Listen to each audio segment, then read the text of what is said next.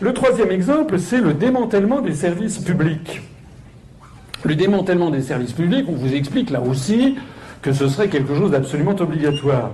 Ce que nous disons, c'est que la disparition progressive des services publics est principalement due au traité européen, notamment l'article 106 du traité sur le fonctionnement de l'Union européenne et l'article 121 dont j'ai déjà parlé sur les grandes orientations de politique économique. C'est-à-dire que vous votez à droite ou vous votez à gauche, ça n'a aucune importance, puisque de toute façon, le programme est déjà tracé par l'article 121 et l'article 106. Comme je le disais tout à l'heure, j'étais sur Radio Campus Lorraine. En fait, les Français, quand on leur demande de voter à l'élection présidentielle, on leur demande en fait de voter. C'est comme si vous alliez prendre l'avion sans savoir pour quelle est la destination. On vous demande de voter pour le capitaine, pour le commandant de bord. On s'en fout de voter pour le commandant de bord, parce que quand vous achetez un billet d'avion, vous choisissez une destination. Vous ne choisissez pas un commandant de bord. Mais actuellement, c'est ça. Actuellement, la destination, elle vous est cachée. Vous voulez faire un Paris-Tokyo. En fait, on vous impose un Paris-New York, systématiquement. Vous voulez faire Paris-Rio de Janeiro. Non, c'est Paris-New York. Vous voulez faire non, c'est Paris-New York. Et on vous demande, vous allez choisir le commandant de bord. Donc nous, on dit non. Nous, on veut choisir la destination. Alors, l'article 106, qu'est-ce qu'il nous dit? Nous sommes le seul mouvement politique en France à dire aux Français, voilà les articles... C'est comme si vous avez un bon copain. Si vous avez un bon copain, que vous avez un nouveau contrat de travail, vous demandez à votre copain, tiens, si c'est un copain juridique, tiens, tu peux me donner un coup de main, qu'est-ce que tu en penses de ce contrat de travail qu'ils veulent me faire signer? Ou un contrat de location? Alors, si c'est un bon ami, bah, regardez, attends, là, tu signes pas ça, t'as vu, il y a une clause léonine là en bas, tu peux pas accepter ça. Aucun parti politique, à part le nôtre, dit aux Français, voilà les clauses léonines qu'on vous a fait accepter dans votre dos, sous couvert de modernité. Et si vous n'étiez pas d'accord, c'est que vous étiez un facho. Si vous n'êtes pas d'accord, c'est que vous êtes Front National. Alors non, en tout cas, on n'est pas Front National. Les gens, non, je suis pour. C'est facile. Imaginez un propriétaire qui vous dirait, voilà, il vous met un 20 mètres carrés, il vous fait payer 1500 €. Vous n'êtes pas d'accord, c'est que vous êtes pour les chambres à gaz. Non. Donc vous signez. Mais ça marche, et ça ne marche pas qu'en France. Hein. Ça marche en Grèce, ça marche en Espagne, ça marche au Portugal, ça marche aux Pays-Bas. Alors l'article 106, il nous dit quoi? Il nous dit les entreprises chargées de la gestion de services d'intérêt économique général. Dans la nouvelle langue européiste, il est interdit de parler de services publics. C'est forbidden. C'est les services d'intérêt économique général, ou présentant le caractère d'un monopole fiscal, sont soumises aux règles des traités, notamment aux règles de concurrence. La Commission veille à l'application des dispositions du présent article et adresse en tant que de besoin les directives ou décisions appropriées aux États membres. Le démantèlement d'EDF, le démantèlement, la privatisation rampante de la Poste, la privatisation de tous les services publics les uns après les autres, auxquels les Français sont si attachés. J'explique dans une conférence sur l'histoire de France que ça ne remonte pas à 1944 et à la Libération, ça remonte bien antérieurement. Ceux d'entre vous qui ne la connaissent pas, je les invite à aller regarder ma conférence sur l'histoire de France sur upr.fr.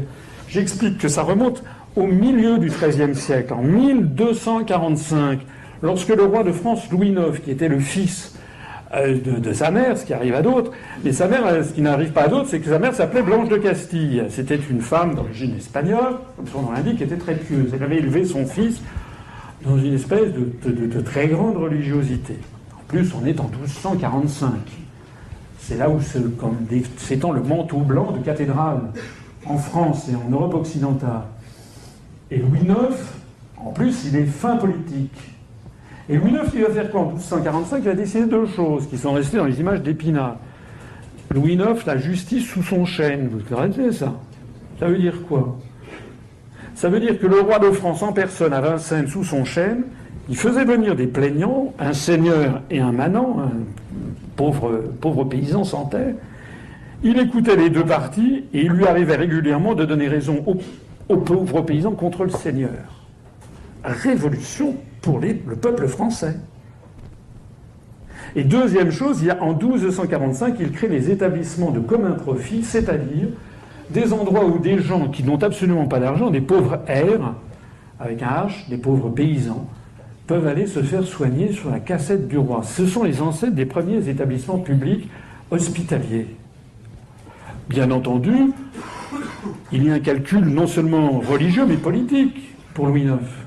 Mais ça va être quelque chose d'absolument fondateur dans notre mentalité nationale, tellement fondateur qu'après sa mort, vous savez qu'il meurt à Tunis en 1270 au retour d'une croisade, les Français demanderont et obtiendront du pape Boniface VIII sa canonisation. Il va devenir Saint Louis, de telle sorte qu'ensuite, les rois de France, les Capétiens, auront ce privilège assez extraordinaire pour une monarchie de descendre d'un saint de l'Église catholique.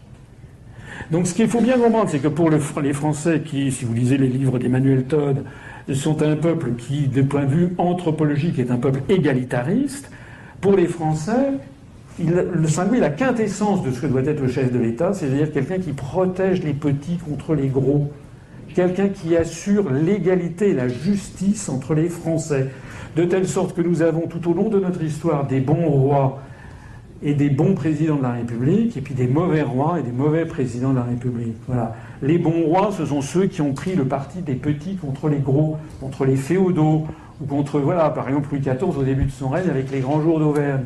Hein, ou bien c'est Henri IV, ou bien c'est même Louis XII.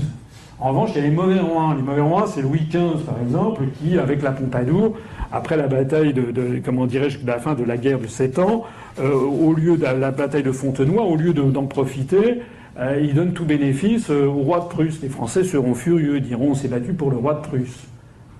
Parce qu'en fait, Louis XV, il vit dans une internationale des cours, il se fiche éperdument des Français. Puis après, son petit-fils Louis XVI, il va le marier avec Marie-Antoinette d'Autriche, donc les Français comprennent plus. Ben c'est pareil avec les présidents de la République. On a eu des grands présidents de la République qui se préoccupaient du sort des Français, voilà, qui se battaient contre les féodaux de leur époque. Charles de Gaulle contre les grands partis politiques ou contre les grandes banques, déjà, quand il disait « la politique ne se fait pas la corbeille ». Et puis on a des mauvais présidents de la République, je vous laisse deviner lesquels. Ce sont des gens qui font le job que leur réclame Goldman Sachs ou JP Morgan. Voilà. C'est aussi simple que ça.